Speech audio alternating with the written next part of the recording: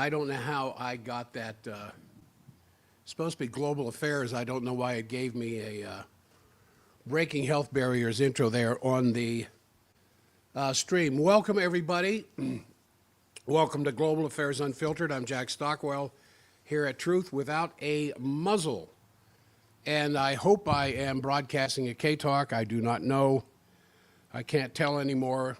I understand I didn't yesterday. Something may have been altered at the station, but hopefully we're doing it today. And welcome those of you who are starting to join on the stream.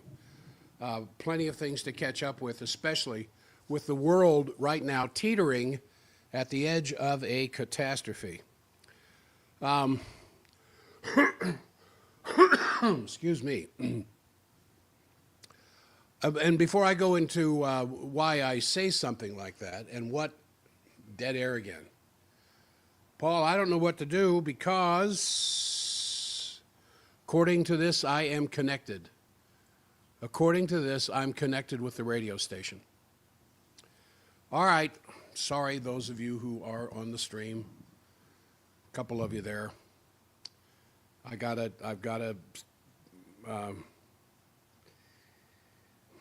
I am connected with the phone.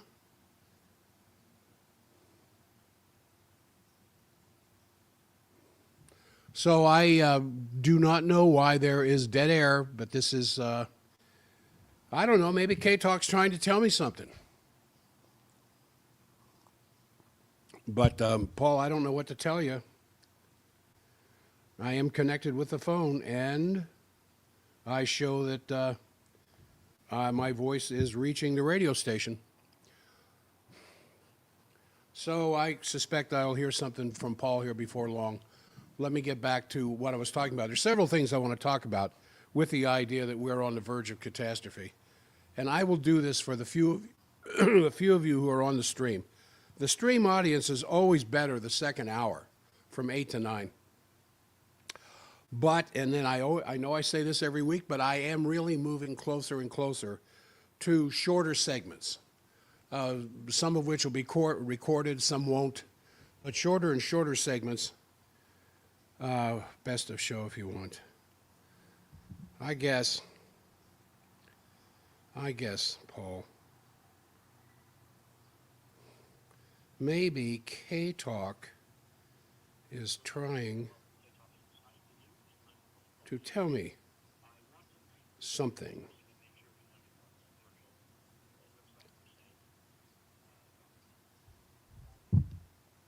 Now, I guess they're playing something at K-Talk now. This is, I mean, what's the point? What's the point in doing this? You know, I'll tell you the truth, I would rather just be 100% stream. There's hardly anybody there. I don't blame you for the constant interruptions. Well, the number's getting bigger, but it's still pretty slim. But Paul just calls or texts me and tells me it's dead air at K-Talk again, even though my phone tells me that I am connected to the station and I can see by the little bars that the station is receiving my signal. It's just not getting on air. So let me go ahead with what I wanted to share with you this morning in my notes, and then we'll just see what happens. Oh, it's the same with your program, Paul. Well, that makes me feel better. All right, so there's all these things, all these dynamics that are coming together into a certain direction, and I really want to cut through. Well, let me put it this way: I don't want fear, pessimism, confusion, which is reigning over the vast majority of people. Part of my job here, part of what I'm trying to do, is to cut through that stuff and just be part of the old ordinary folks out there that have a handle on what's going on. They know to prepare for what's coming. Because even though on the one hand diplomacy looks like it might be working, In the Ukrainian area, it doesn't make any difference what kind of diplomacy they're talking about in the Middle East, because it's all Israel and Israel first and whatever Israel wants. And I've got some scary stuff to say about that, because there are more and more people now who are being picked up, being hauled down to some interrogation office simply because they said something against Israel. I mean, this is getting dangerous. I think what I do on the show, in some people's opinions, might be considered somewhat dangerous. But the,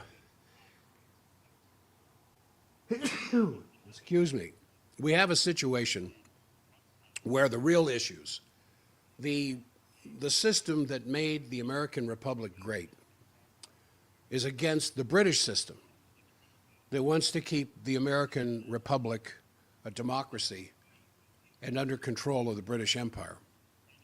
And this kind of an idea has been picked up by Glenn Deason. It's picked up by the Duran. Alexander McCurris is talking about it. Alistair Crook is talking about it on the Napolitano podcasts. And it's important that it's something that I think that I just want to encourage everybody that we absolutely have to have a clear debate. I'm going to turn this off because there's no sense being connected to the radio station. There, get that out of here. Oh, that feels better. That we absolutely have to have some real open, honest debate that's going on, besides people like Tucker Carlson and the Napolitano podcasts, to deal with the facts that there is a power behind Trump, greater than Trump, that is in control of Trump, and maybe even worse than in his first administration. I was watching on Fox News where Lawrence, and I like Lawrence. I think Lawrence has a better idea of what's going on than some of the others. But he's in this restaurant in New York. And they're all, of course, MAGA people and Trump people, and very happy with the tariffs. And I'll have some time to get into that too, because I don't know what direction that's going to turn. But I think that since we are now in some discussions between the United States and Russia, which obviously has alleviated the immediate danger of war that existed at the end of the Biden administration, but that should not for 1 minute, even 1 second, lull us into any dormant approach to the strategic situation. Because unfortunately, there are forces that are trying to continue exactly the lunatic policy of the Biden administration in the form of this coalition of the willing. That France, Germany, England, I think Finland's a part of it, and perhaps even Latvia, Estonia, Lithuania, Latvia. Now, anyway, let me get back. The fact that Tucker Carlson has revealed having knowledge of Pentagon papers, that the Pentagon judged the probability of escalation, this is important, including the use of nuclear weapons. Now, this is, Carlson says he's in possession of Pentagon papers where the Pentagon is saying there's a greater than 50% possibility of escalation to nuclear war, the use of nuclear weapons, when the U.S., the Biden administration, gave permission to the Ukraine to use the long-range missiles. And even though this is, so-called old news a few days ago, I think it still highlights the absolute recklessness of this present geopolitical confrontation, and people just simply have to wake up. Because the majority of people have no inkling on what thin thread the life of all humanity is hanging. And I think, therefore, we should tell everybody we can, at least those who are close to us or people who will listen, they need to prepare. They need to prepare for a shutdown of basic life-sustaining amenities that exist in our current culture. And from the discussions that I've had with several of my politically oriented patients in the last few days, they're all aware of this 50% provocation. So it's definitely getting around. Now, obviously, who is extremely aware of this who's extremely aware of the 50% chance of escalation is the Russian government. Basically, at the recent, just concluded, the Antalya diplomatic thing that happened in Turkey, I can't remember the name, Lavrov was there, and he said that the militarization effort being driven right now by France and Germany and the UK basically is simply gearing up for war. Here is the foreign minister of the Russian Federation in Turkey at this conference, pointing a finger right at the coalition of the willing, saying they are simply gearing up for war. And the Euro-Atlantic international organizations have to deliver stability and security to these regions by preparing for a major war. Now, I think while these Western lunatics are tending to dismiss that, or even to put you on notice that whatever efforts you're making are going to be limited, if in the Western mindset right now, as published by Western instruments, if you even report on speeches by Lavrov, and this just happened to the Schiller Institute on the social media, because they quoted Lavrov's speech before on whether the Russian conditions for settling the Ukraine war, published in the Daily Alert, and whoever tweeted got put on a blacklist, which is unbelievable. I mean, if you can't quote anymore the warning of a coming war, or of the government so-called our side is in conflict with, this is really just too much. But there are many discussions in the Russian media commenting on this coalition of the willing, and discussing the fact in particular that France, Great Britain, and the Baltic countries are trying to lure the entire West into a war, which obviously would immediately not put peace troops, but war troops into the Ukraine. So there, apparently this article in Le Figaro some days ago, quoting sources from the military, anonymous French officers who say France right now is preparing for the absolute worst.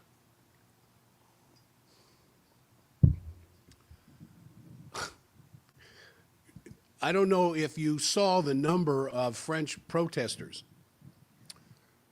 who were in the streets of Paris this last weekend. 100,000. You don't see that here because we're not aware of this stuff. The average American doesn't understand the risk of nuclear escalation, which is not regarded as very, very high, but it's not excluded either, and that there could be the possibility of limited military action in the territory of a European state, as well as outside Europe in the context of some hybrid war. And that would be a reaction to these hybrid attacks against Russia, and there's other scenarios, especially stuff across the southern Russian border. And so far, only 6 countries, including Great Britain, France, Estonia, Latvia, and Lithuania, have agreed to have such troops, quoting such unnamed European bureaucrats, that there might be a 6th state out there, which they don't want to name, that are referred to as the Coalition of the Willing, meeting here about 5 days ago in Brussels, where altogether 30 nations participated. And it's basically said that once these so-called peace troops are deployed, they automatically will become war troops. Now here we are, we just finished the Masters golf tournament. Easter is coming next weekend. Here in Utah, the Jazz finished at the bottom of the NBA. And they were reporting on that this morning about how that's really good news because of all of the top picks they're going to get in the NBA draft, which is a good thing. But over there, they're talking about war and the constant provocation by this coalition of the willing that came together in the absence of Biden's bomb the hell out of them approach, replaced by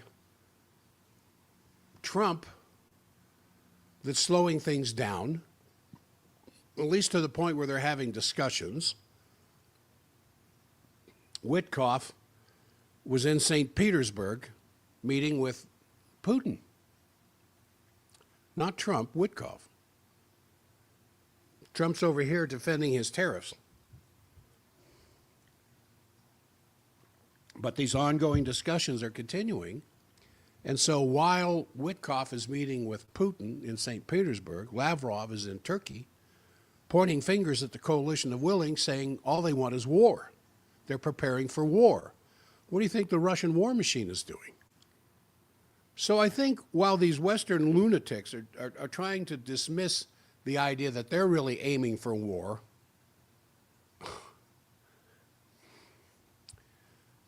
I mean, this is just unbelievable, especially the blacklists that are now forming, as I mentioned there a few moments ago. If you say something, again, if you say something to promote Lavrov, in Lavrov's trying to reveal the fact that the coalition of the willing is getting ready for an attack on Russia, you're going to be blacklisted. And if you can't quote anymore the fact that these peace troops that they're trying to put together to maintain peace in light of a ceasefire will become war troops,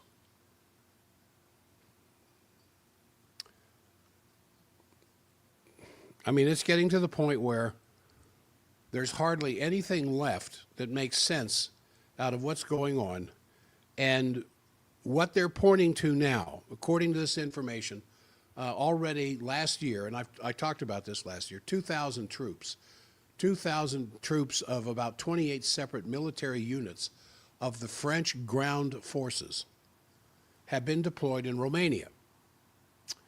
And if you look at a map of the Europe, let me pull up my map here, see if I got a bigger one, of this European arena, and you look at all the countries that are bordering Russia right now, or no, the Ukraine, Romania, Poland, Belarus. Belarus has probably got the most, but there's Moldova, there's Romania, and these are countries that have missile bases. Hungary, Slovakia, Poland. And so now there are these German-French troops that are showing up in something called the Foscani Tor, F-O-S-C-A-N-I, and then T-O-R, the Foscani Tor. It's a corridor between Carpathia and the Donau River in Romania, which according to an estimate of NATO would be the most likely place for a Russian offensive to take place. This is what they're talking about while we're over here trying to get ready for Easter and whatever is going to follow the rest of April. So basically, once you get into such a military involvement and counter-reaction by these so-called peace troops, a counter-reaction to peace troops, that even without the famous Article 5 of NATO, the participation of all these others would be triggered, causing a chain reaction, and naturally everything would be blamed on Putin, but that would just be the scenario as to how to get such a trick to involve all of Europe and beyond as far as what is actually left of NATO. And so similarly, the deployment of the 48th Tank Brigade of Germany's Bundeswehr is in Lithuania. Now, as you very well know, with the Baltic states,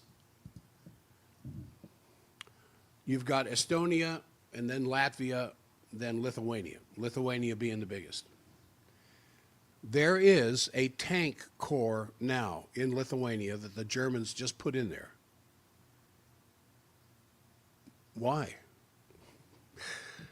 Why indeed? From the 48th Tank Brigade of Germany's Bundeswehr, of the German army, is that the Russians now, according to Lavrov, are considering a major provocation. That so far the press and the media have only discussed the difficulties in the logistics of putting this thing together and blah, blah, blah, blah, blah. But it's actually a game changer. This just happened. And it's an open provocation against Russia, where people are very much conscious about the role of the Reichswehr in the beginning of the Second World War in this area of the world.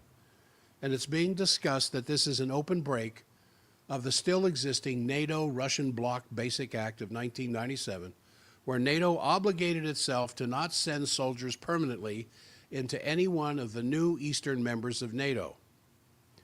And NATO has not even had the decency to cancel that treaty officially, just violating it in such a blatant fashion. And naturally, the argument is that these are not permanent troops, they're just rotating troops. But obviously that's a lie. Nobody's fooled by it. Nobody's fooled by the fact that there are now rotating troops in Rostock in eastern Germany, where also the 2+4 treaty explicitly, it was mentioned that no NATO troops would be stationed in the former German Democratic Republic, Eastern Germany. But by declaring it rotating troops, then you have permanently different NATO troops being deployed in Rostock, making it a de facto permanent base. So in the case of the Suwalki Gap that exists there between Belarus and Kaliningrad, that is one of the places where they are talking about how World War III can be triggered. Now, this Suwalki Gap goes through Lithuania and the northern part of Belarus. So if you're looking at a map, you would see where Belarus is, and Kaliningrad is a Russian territory that is sandwiched between Lithuania and Poland. So you have Lithuania and Poland, and right here is Kaliningrad that goes right out into the Baltic Sea. And over here, you have Belarus before you get to Russia. So Russia doesn't have direct geographical connection with Kaliningrad. And in Kaliningrad are missiles, Russian missiles. And those Russian missiles are not aimed at Lithuania. Now this is what they're talking about. This is what's showing up in military press and state press in Europe, in these countries. Excuse me. One thing I always do in the morning before my shows begin is I get on national news and pop around for a few minutes. CNN, just CNN and Fox, back and forth, to see if anybody's talking about this. And of course they aren't. Most of them are just news readers reading from a teleprompter.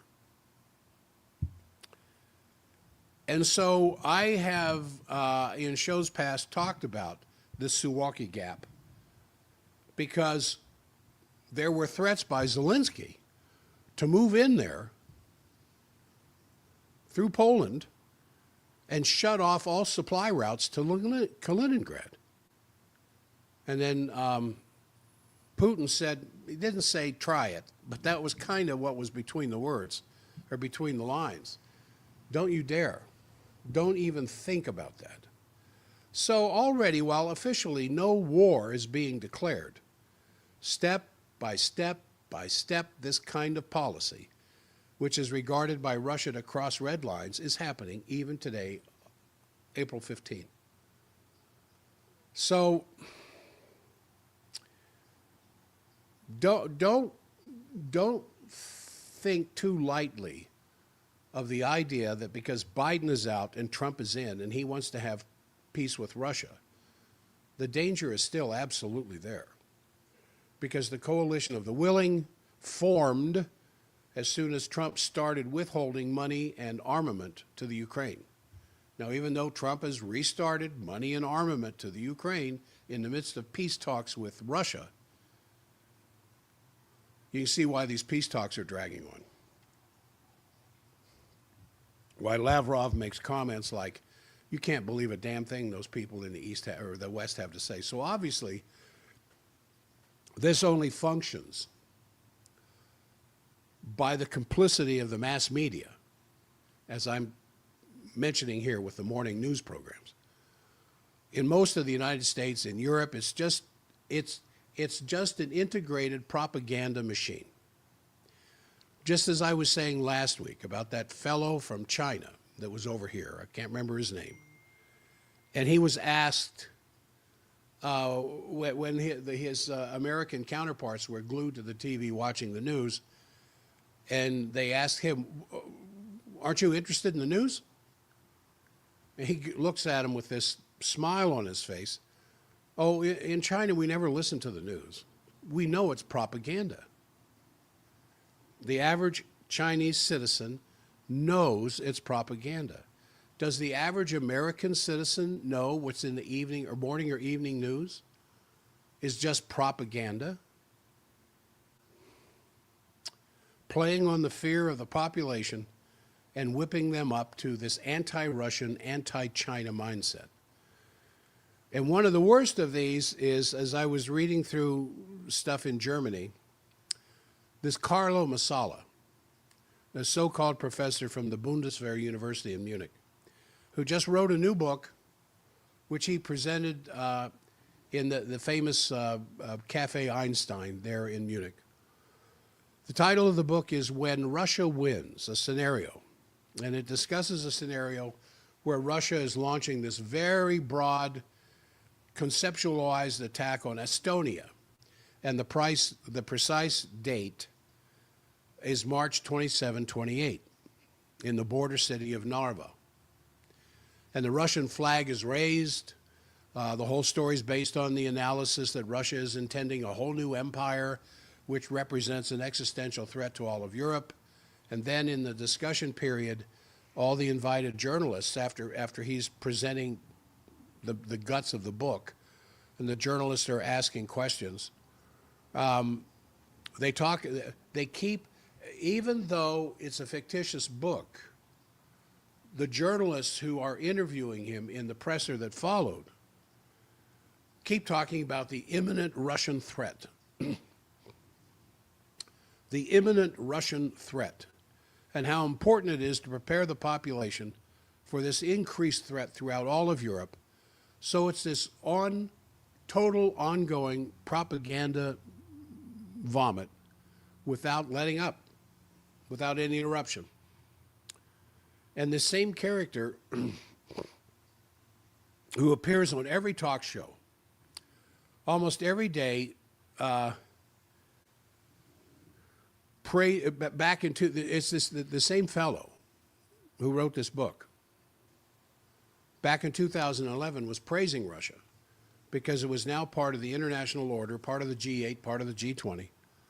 And now, obviously, somebody bought this fellow because he's now on the opposite side of the fence, spewing the standard propaganda.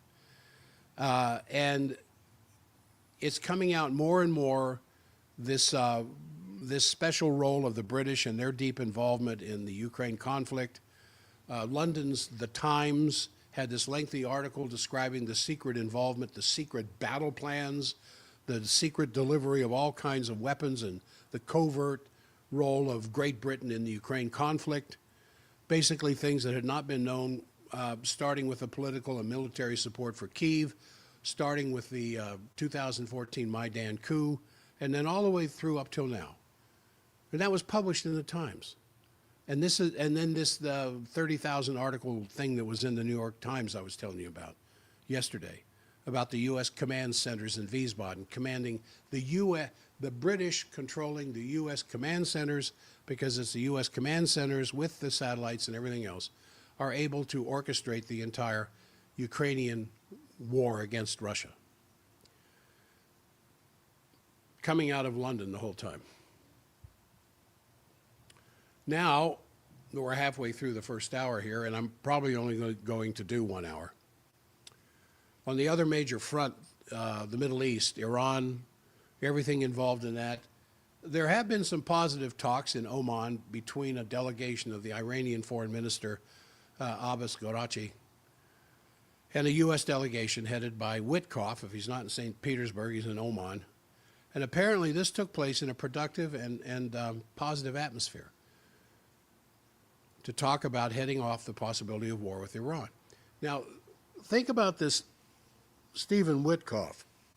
How much did you know about him before he got into the special envoy position with Trump, former ambassador, this kind of stuff? And the fact that he's still in there, how much do you hear about Witkoff is doing as opposed to how much you hear about what Rubio, Secretary of State, is doing? Mm-hmm. Yeah. Interesting, isn't it? And so both sides, those representing the Iranian Foreign Minister, Garachi, and Witkoff, are, trying to continue the discussions. They'll continue into next week, among other ideas of de-escalating the regional tension, exchange of prisoners, easing the sanctions against Tehran, and as a counter for more control over the Iranian nuclear program. Those were the topics that were on the table that were released to the press. And there's actually still, on a strategic level, a clear difference between what Trump is communicating, at least to the Russians, maybe not to the Chinese, but this is reflected in an estimate by Lukyanov, the Russian analyst. I've quoted him many times, a member of the Valdai Discussion Club, who suggests that there's a lot of leading politicians now who are starting to talk about the emergence of the multipolar world, where a year ago, if you used the word multipolar, you were blacklisted. Now more and more Western leaders are mentioning the word multipolar. In other words, it's not just London and Wall Street anymore in control of things,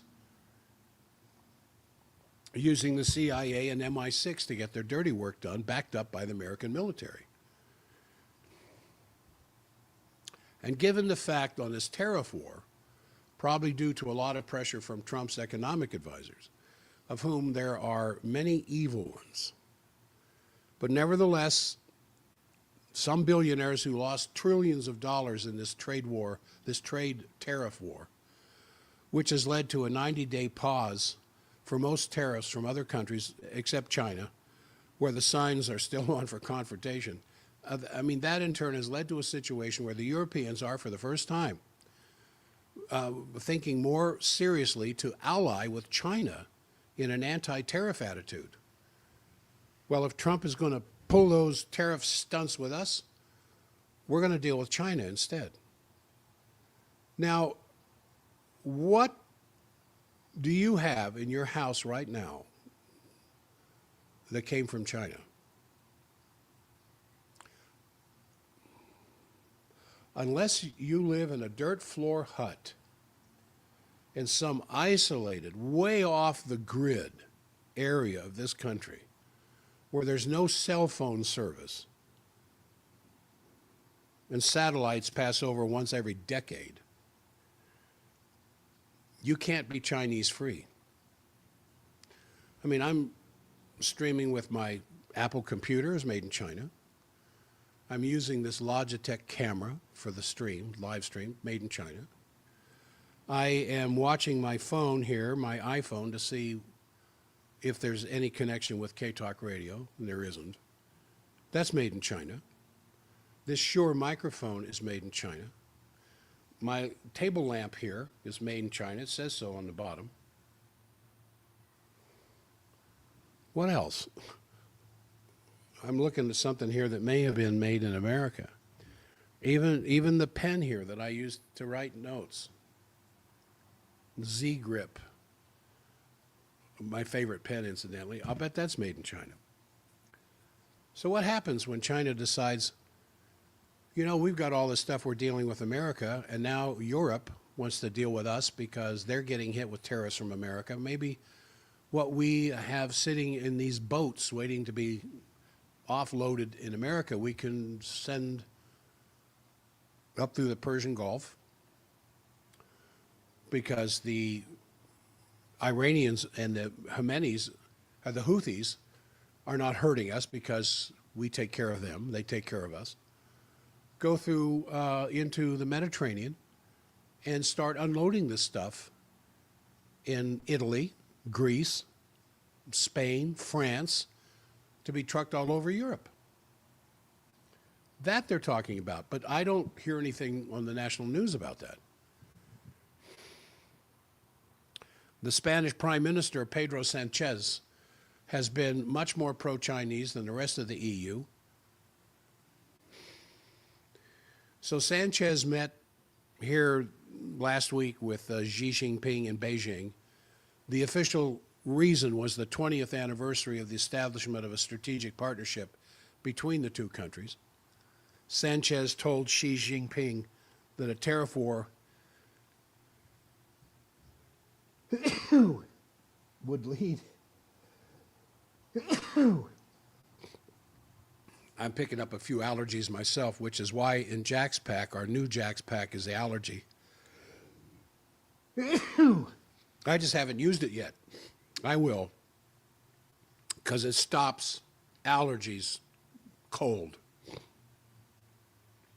Anyway, the bottom line here is that Europe, because they're under these free trade exclusions with the tariffs, that they can't afford to do business with America, are going to turn and do business with China. Now, a quick report here on Germany. The situation in Germany right now is just terrible. They probably have the new chancellor, Friedrich Merz, the earliest that of the new parliamentary government would be a couple of weeks yet, at the beginning of May. It's definitely not yet written in stone, because there is this massive revolt in both parties against it. Because if Merz becomes chancellor, then what you have is BlackRock becoming chancellor of Germany. And that would be absolutely terrible. So Merz has been trying to get some coalition together in his CDU government. And now the AfD, the conservative government, is now 1% ahead of the CDU. That Merz may not be able to put a government together. This is one of the weaknesses of parliamentary government. There are some advantages to a parliament over a constitutional government, but there are some definite disadvantages. And so he's been on these talk shows, and he's talking about he wants to deliver the Taurus missiles to the Ukraine. And that was one of Putin's big red lines. And that, and when Scholz was in there as chancellor, he kept saying right up until the very end, no way in the world are we going to give the Taurus missile to the Ukrainians. Because the Taurus is way ahead of most other cruise missiles. And so what he's talking about is the Taurus would be very effective against the Crimean Peninsula because there's a lot of Russian military supplies in Crimea. And he's talking about this on German talk shows just Sunday.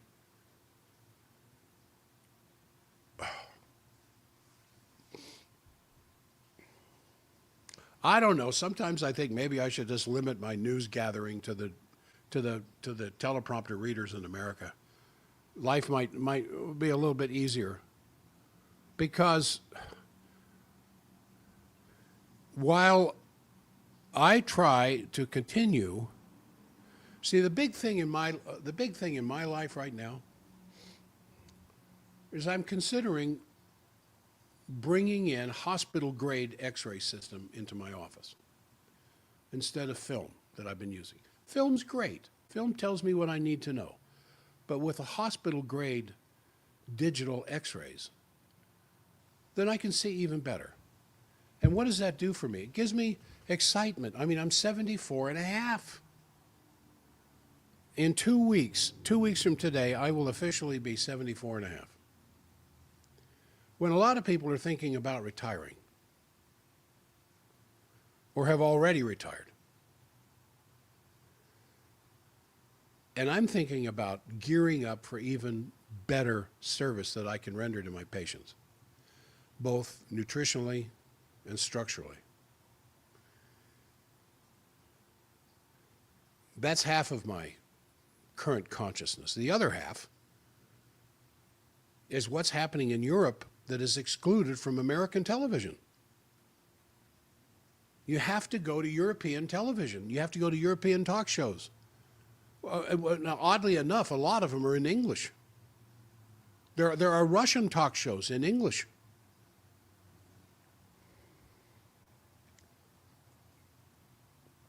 Because these are the things that they're talking about. Now, the German government, as I said, is black rock. It already was more or less with Scholz, but it'd definitely be with Merz if he gets in there in a couple of weeks. And I talked to you yesterday about this bank of rearmament that these nations of the coalition of the willing are trying to put together to fund it, and who knows where the funding would come from, to fund these countries to gear up for war with Russia. And Pistorius, the defense minister for Germany, says they want to be war ready by 2029 with Russia. Now, if you haven't done so recently, you might want to look at a map of Europe. And all these little countries all squeezed in around one another that were separated by mountains and rivers and languages for hundreds of years. And off to the east, the size of Russia compared to the European coalition. Just absolutely insanity. So otherwise, I think we're sitting on the top of a volcano in respect to a blowout of the system. The possibility that the tariff war could trigger mass bankruptcies, both in terms of U.S. defaults, defaults of sovereign debt of developing countries, leading to a chain reaction blowing out the entire derivative market, which is $4 quadrillion. It's extremely high, and it's being echoed, for example, by Ray Dalio, who's a billionaire investor who was hurt in the big drop here 2 weeks ago. And he's warning that Trump's tariffs strategy could actually trigger something far worse than a recession. It could very much be like back in the 1930s, a potential breakdown of the dollar roll as the storage of wealth, combined with internal conflict, potentially even military. So basically warning that this could be the breakdown of the monetary system like in 2008 or worse. In any case, all that should be given is much more motivation for the alternatives to be presented. And that's something that's coming up here at the end of May with the Schiller Institute. They've got a conference here in America and then one in Europe. And if you're not a paying member, as I am, I give $50 a month to the Schiller Institute, proudly. You may want to do that because of the inside information that you're given, and some of my notes for my shows come from their condensed review of the news. It helps me to focus on what I want to talk about.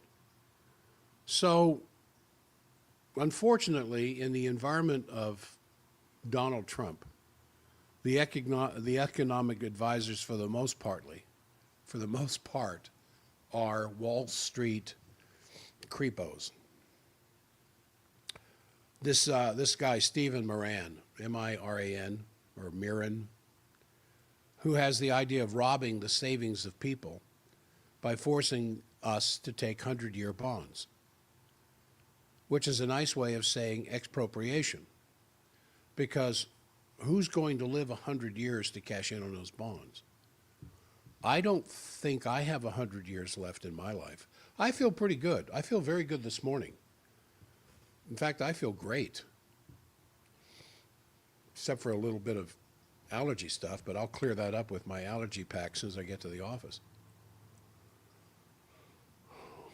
But he wants your savings converted to 100-year bonds. And he was a career strategist for Hudson Bay Capital. This Kevin Hassett, who's director of Trump's National Economic Council, was a protege of Glenn Hubbard and Hoover and various other such institutions. And so that's what they're pushing for. converting your Social Security support into 100-year bonds, and then living off that interest while your investment continues to build against the strength of the American dollar. So, democracy is hardly a word which anybody remembers what it used to mean, because it's long gone. I mean, for sure in the European Union, where now the EU Commission is demanding even changes in the government of non-EU members, as it happened recently in the case of Serbia, where they threw out the elected premier simply because he was making positive statements about BRICS. And therefore, whoever is speaking in such an anti-European way cannot be representative of Serbian government or Serbian negotiations. And this is spreading quickly throughout the European Union. If they have something good to say about BRICS, watch out, they could be out of office in no time at all. And obviously, democracy no longer exists anymore, because if you look at some of the recent rulings of, in Germany, of Interior Minister Nancy Faeser, who, when a judge sentenced the editor of a magazine to suspend sentence of 7 months of jail, not to be executed immediately, but to be hanging over his head as like the sword of Damocles. For what? Because he published a photo of Faeser showing her sign, carrying a sign that said, "I'm against freedom of opinion." You have the same thing going on here now. If you are against protestations of the slaughter of innocents in Gaza, you are in serious danger of having your First Amendments, Fourth Amendment, Fifth and Sixth Amendments curtailed, as in the case of this poor unfortunate fellow, who I don't have time to get into today, who may be thrown out of the country because he's one of the leaders of the anti-Palestinian genocide movement. And so in Germany, this happened because he was protesting. He says, I'm against, or he's protesting the person in government that was carrying a sign, I'm against freedom of opinion. And for that, the guy gets sentenced to 7 months of potential jail. In other words, he was sentenced to jail with a suspended sentence hanging over his head as long as he shuts up.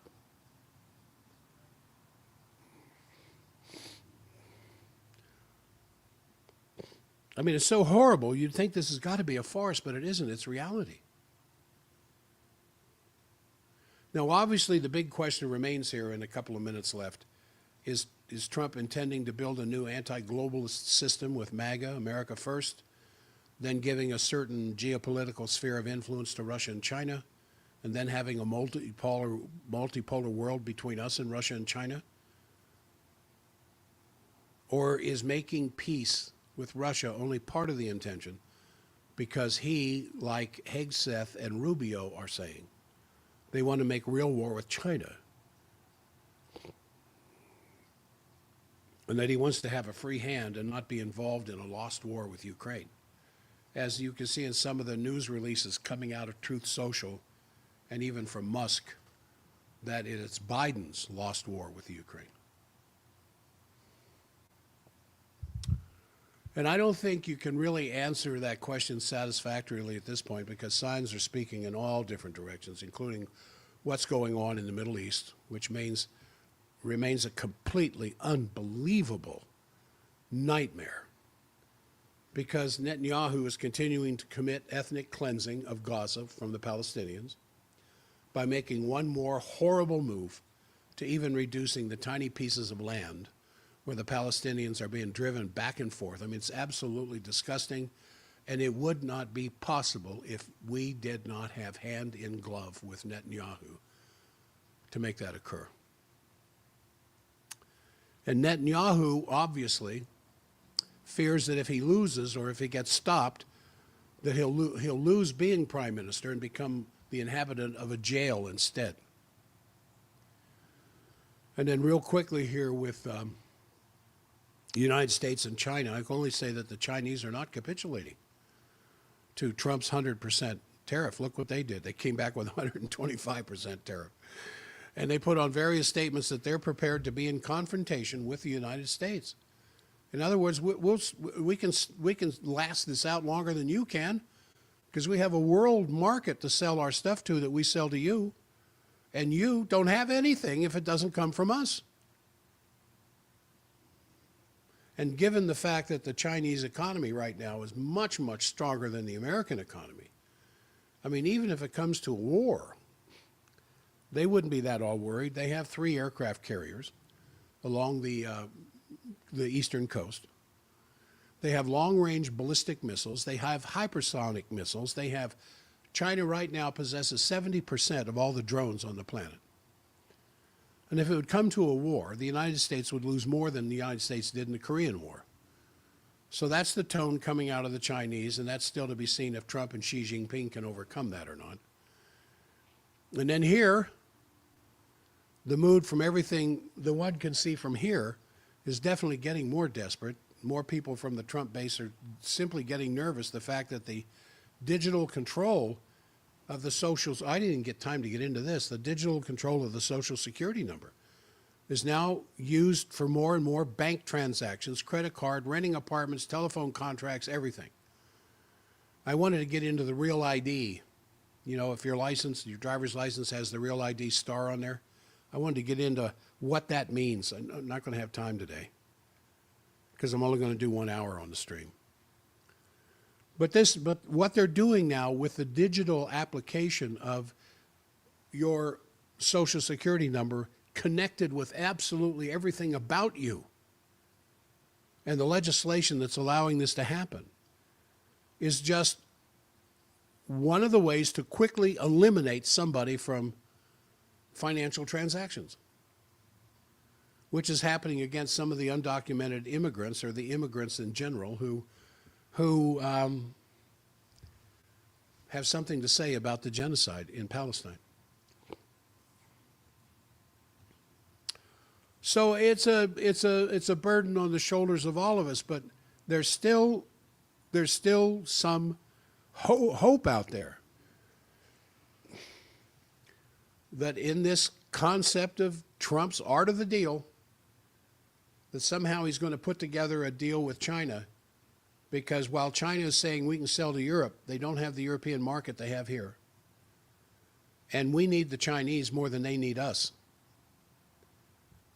so that something can calm down there. And then was a 45-day hiatus now on all the other tariffs, because people are starting to come to the negotiation table. I see a lot of hope there that would overcome my otherwise sour zero-sum game that the world is playing right now, where one wins and the other one loses. You have to catapult this whole situation into a cooperation among nations where everybody wins, and everybody regards the advantages of the others as the advantage of themselves. And that's the responsibility that's laid upon us to carry these things out. So I'm going to, for those of you who were participating or part of the program, I am still working on, oh, look at the halo. I'm still working on compartmentalizing this program more. I'm still working on having guests on a regular basis to come in and share the screen and to talk about these things. I just can't broadcast that stuff live at the same time with K-Talk because of tremendous feedback. But this is the second day in a row that I've been blocked from K-Talk transmission in the morning, and station ownership and management have been informed, and now Paul is saying the same thing is happening with him, with his show. So I don't know how much longer K-Talk's going to last. I think there's probably an ever dwindling audience, because once you go a couple of days and you don't get to hear what you want to hear, you start listening to something else. And then before you know it, you're listening to something else on a regular basis. So I'm Jack Stockwell here at Global Affairs Unfiltered, where I'm trying to present truth without a muzzle, although it's getting a little scary as to what we can actually get away with saying, since the First Amendment protection of speech is pretty well over with here in America. But I'll be back tomorrow for a program with Breaking Health Barriers. Got some good health information for you. The things that you can do in your own home to strengthen the resilience of your own longevity. So I will talk to you then. Be good, be safe, and keep your wits about you.